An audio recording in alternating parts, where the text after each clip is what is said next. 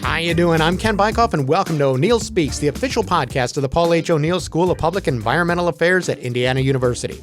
The mercury has been soaring for weeks now as summer temperatures have reached record-breaking levels throughout the United States and the world. For many, staying cool isn't a luxury, it's a matter of life and death. And of course, staying cool doesn't come for free. Rising temperatures lead to skyrocketing energy bills for consumers, and when those bills aren't paid, utility companies are disconnecting service, putting citizens at risk. And it's a bigger problem than you may think.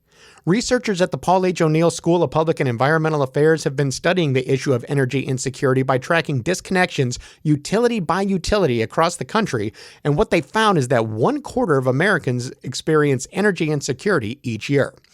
3 million Americans have their electricity shut off annually because they can't afford to pay their bills. We're joined today by Linton K. Caldwell Professor David Konisky, whose research focuses on U.S. environmental policy and politics, with a particular emphasis on environmental and energy justice, regulation, federalism, and public opinion. He also is the co-director of IU's Energy Justice Lab and helped develop a dashboard at utilitydisconnections.org that tracks the growing crisis of energy insecurity. David, thanks so much for joining us. Well, thanks for having me, Ken. It's good to be here. First off, how did the utility disconnection dashboard come about? How did that project come about? Yeah, well, it's been a long time coming. We've been working on the general problem of the energy transition and thinking about the challenges that this will create for many people across the country, right? We tend to think about all the benefits of the energy transition, and they're very important, and we don't diminish them at all. But as we transform our energy economy, this is going to result in lots of hardships for people as costs increase, for example, right? So in the home, one of the things we have to do is pay our utility bills, right? And for a lot of low-income Americans in particular, this is a pretty sizable part of their monthly budget.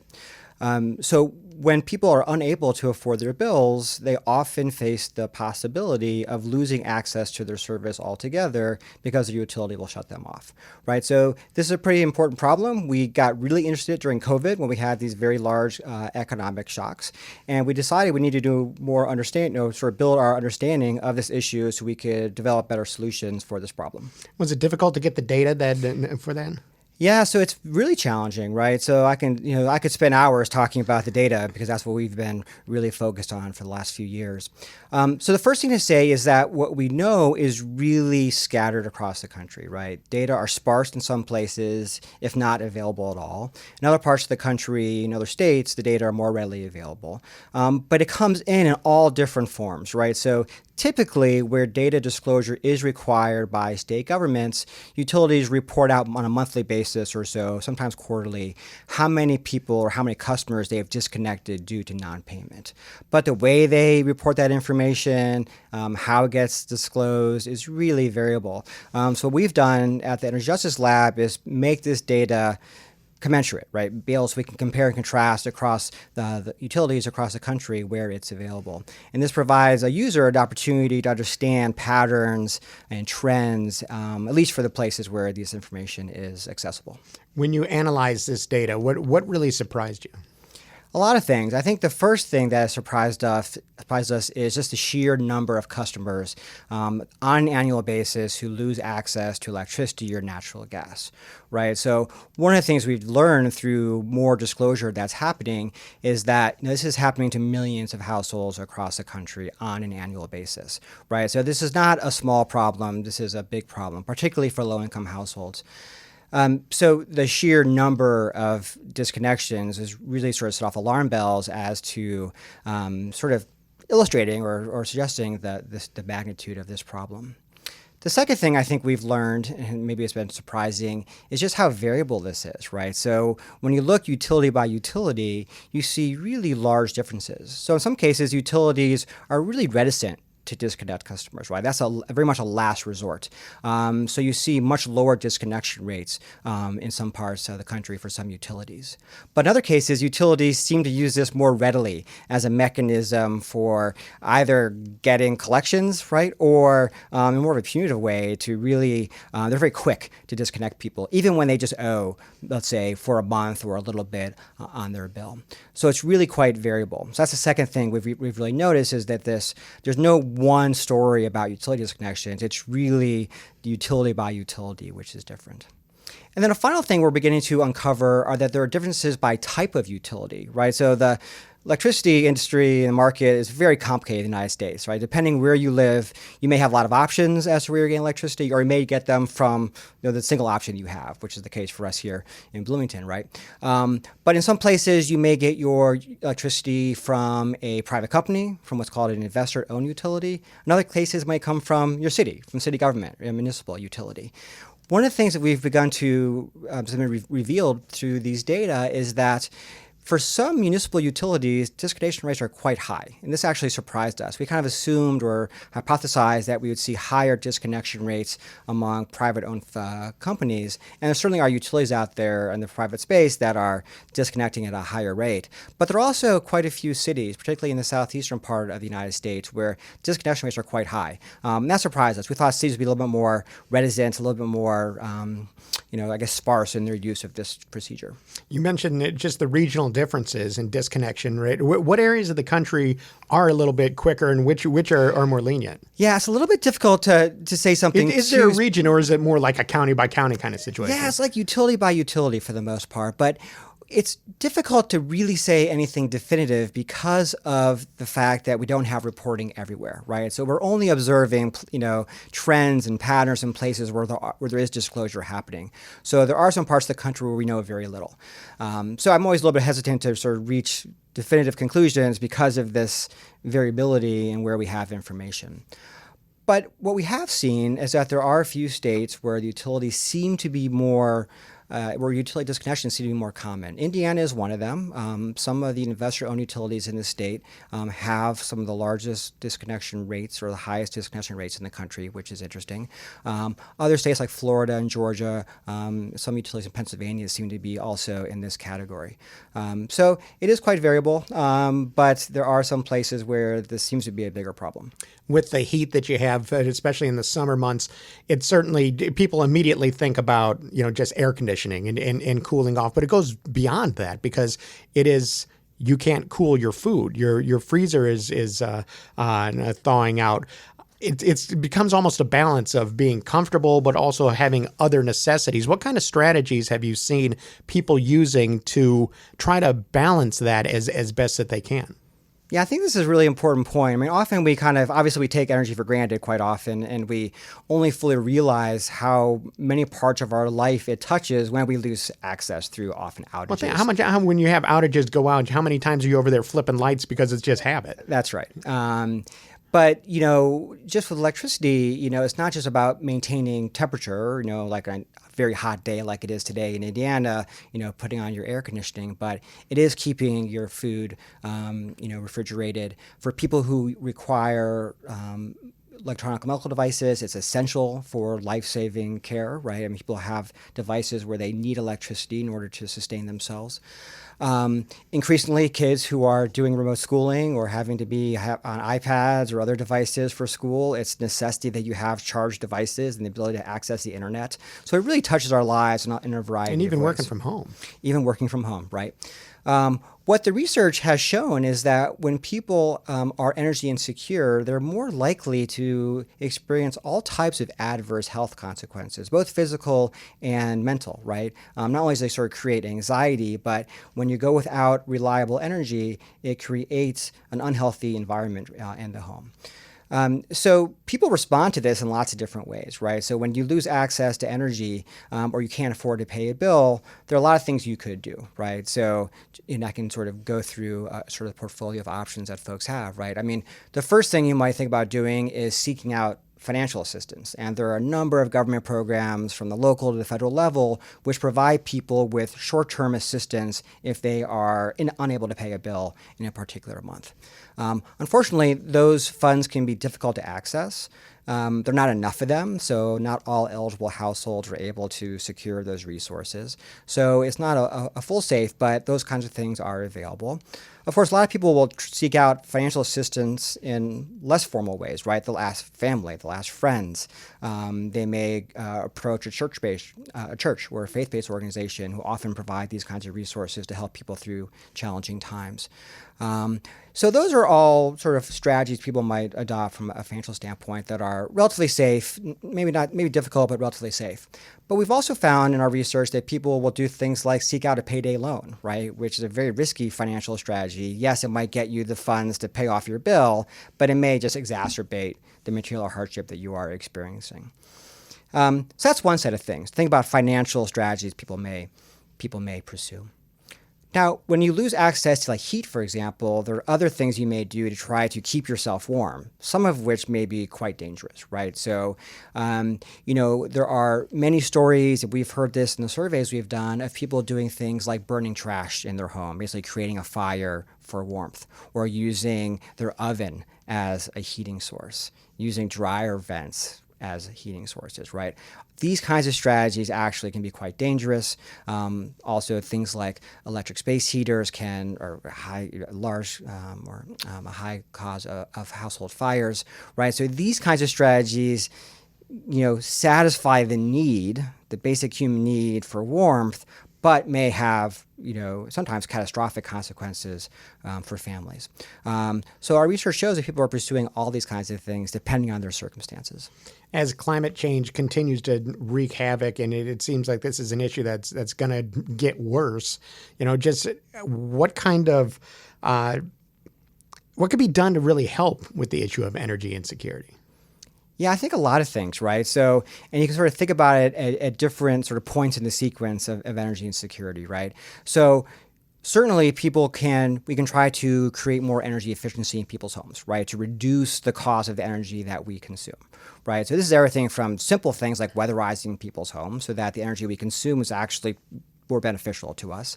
It can be creating more energy independence by having solar panels on your roof and having batteries in the long term, those kinds of things. Having more energy efficient appliances would reduce the amount of energy we consume, et cetera.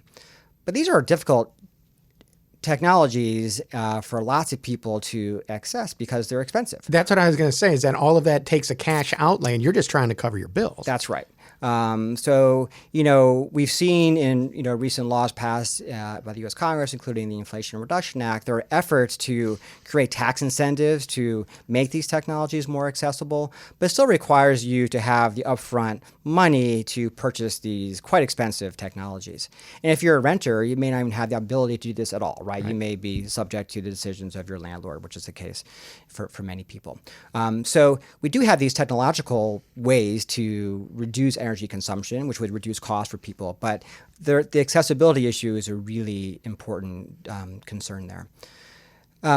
Other things that we could do, we could certainly bolster and enhance these financial assistance programs we have. We could strengthen policies to limit the circumstances when people might be disconnected by their utility. And so policy has an important role to play here as well. But currently, the way policy is set up, it's very much state by state, right? This is sort of the nature of our energy system and how we regulate electricity markets and companies, is that the policies that are in place are very much dependent on where you live and which utility you get your electricity or gas from. But policy, again, is really an important part of the equation. As you're talking about this, you're talking about organizations that can help. And if your power's off, you're going to have to use your phone, if you have one, to be able to look up where that is, where that comes. You might have to take off of work to go down to an office and all. It just seems like there are so many challenges that arise in this situation. But are there certain programs or things that come to the top of your mind that can help, that people can reach out for if they run into these kind of problems? Absolutely. I mean, the first thing people can do, customers, when they're facing a threat of a disconnection, and usually utilities will notify you in advance so that you have the opportunity to try to come up with a solution before you actually lose access to power. One of the first things you can do is reach out to your utility and see if they're willing to make an arrangement with you. And often utilities don't want to disconnect people, right? So they will be I don't know about enthusiastic, but willing to work with you to come up with a payment plan, which may allow you to sort of spread those costs out over time. Most utilities are pretty good about that, of trying to find a solution short of disconnecting you. So that's the first thing to do is sort of reach out to the utility and see if they can delay disconnection as they kind of work out some sort of arrangement with you. A second thing you can do is reach out for these assistance programs, right? These programs are there to be used, right? I mean, they are there to help people through these challenging circumstances. So whether it's the federal LIHEAP program, which is intended for this purpose, or more local state programs, it's important to have sort of reach out and try to find access to these resources. The challenge, of course, is that people don't know where to go for these things. So one thing you can do is tip like the 211 line and get information. Turns out that's one of the most common calls they receive is, I can't pay my bills, what do I do? And they can provide some resources to help people kind of figure out what they might be able to do. So those are some of the things you can do in the immediate situation. I think that real challenge and a real obligation and something that we should insist that utilities do is make more information available to their customers about what payment arrangements might be possible. Are there ways to lower people's energy costs so that they don't get into the situation to begin with? Community organizations can provide more information about what programs are available at that level, right? We don't do a great job about enhancing awareness around these kinds of resources. And that's an area I think we can make lots of improvements. And awareness in advance, because once you're shut off, now you're in scramble mode, as opposed to knowing about them before you run into a problem. It seems really important to know where to go if or when this kind of thing would happen. Yeah, I think that's exactly right. So I think, outreach from community organizations, local government, from the utilities themselves, to give people a sense of what's possible, what their rights are, what protections might actually already exist for them in terms of not being disconnected. I was mentioning before the state policies that exist. It's really hard to know what protections exist in your state. Like, unless you are going through the legal code in your state or know to reach out to your public service commission, right? It's kind of hard to find, and utilities don't always make that really easy. So that's something we could definitely work on, is providing more information about protections that do exist, so people know if they can seek out protection before the disconnection actually occurs. With this dashboard at utilitydisconnections.org, what do you hope people's takeaway is from that project, and what message do you hope that they get? Yeah, well, there are many objectives with this dashboard. We were just talking about what people can do. So one of the features of the dashboard that we're really proud of is that we have done a really careful analysis of what these protections look like across the country, state by state. So we provide the user the ability to see what protections they may be eligible for in their state. So we kind of see it as a resource for people who are looking to find out how they might avoid a disconnection, or what protections might be available to them if they find themselves at risk of a shutoff. So that's an important purpose. Our effort on the sort of compiling disconnections information is really multifold, right? We're interested in providing information to advocacy organizations who want to understand what patterns of disconnections look like and what maybe the utilities that they are working with or working around are trying to, or what they're doing. So it provides an information source for them so they can use in their work. For government officials, for utilities themselves, it's an opportunity to sort of learn what the landscape is across the country with respect to utility disconnections. And then for researchers, it really provides an opportunity to look at the data, use the data in your own analysis. And we really encourage people to do that. We're making all the information accessible in an easy-to-use way, and we hope that people pick up the information and use it to answer their own questions, right? We certainly have our own research questions as well as scholars here, but we also want others to find the data to be accessible and usable to answer the questions that interest them. What is the next steps in the research for you? Yeah, so we're really interested in understanding patterns around disconnections, right? So we have done quite a bit of survey research where we ask low-income households in particular directly about their experiences with energy insecurity and with disconnections. And we've learned a lot through that kind of an analysis with those kinds of data. What we want to be able to do is see whether or not the patterns we've seen, for example, the fact that people of color are much more likely to be disconnected, even when you account for income and housing conditions and all other kinds of things, than people who are white, for example. Whether or not those patterns also sort of bear out when you look at the disconnections data that's provided by the utilities. So it gives an opportunity to sort of answer or sort of seek out investigation of those kinds of questions as well, to understand patterns over time, disparities, how those kinds of things look. So we have a number of research projects where we're going to take these disconnections data and try to understand the correlates, or what explains patterns across space as well as over time. Well, David, I really appreciate you kind of illuminating this problem that is I think it gets overlooked a lot, but feels like with climate change, it's going to continue to be a bigger issue. And I hope that you'll join us again as this issue evolves. Yeah, I'd be happy to do that. Thanks for having me, Ken. Thanks so much for coming on. Well, that's all the time we have today on O'Neill Speaks. O'Neill Speaks is the official podcast of the Paul H. O'Neill School of Public and Environmental Affairs. All opinions and comments on O'Neill Speaks belong to the host and the guest of the O'Neill School and don't necessarily reflect those of the school itself. Music for O'Neill Speaks is by Manos Mars. Be sure to subscribe to O'Neill Speaks on Apple Podcasts or on your favorite podcatcher app so you don't miss an episode. We're out of time, but for now, and for the O'Neill School, I'm Ken Bykoff saying thanks for listening, everybody.